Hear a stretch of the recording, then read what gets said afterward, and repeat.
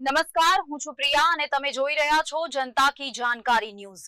નજર કરીએ આજના સમાચાર। સુરેન્દ્રનગર જિલ્લાના ઊંટડી ગામે સમસ્ત કોળી ઠાકોર સમાજનું એક વિશાળ મહાસંમેલન યોજાયું હતું।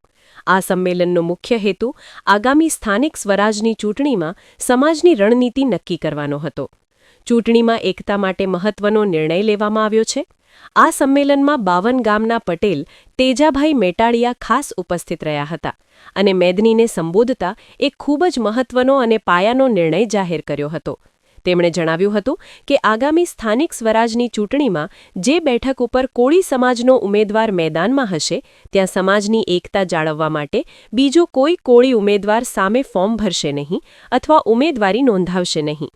આ નિર્ણય પાછળનો હેતુ સમાજના મતોનું વિભાજન અટકાવવાનો અને કોળી સમાજના પ્રતિનિધિનો વિજય નિશ્ચિત કરવાનો છે।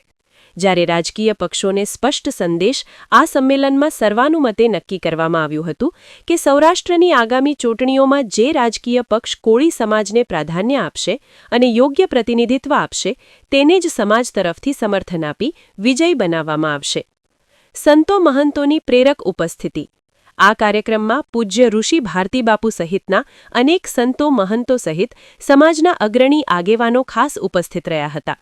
તેઓએ સમાજને સંગઠિત રહેવા અને આ પ્રકારના એકતાના નિર્ણયોને આવકાર્યા હતા।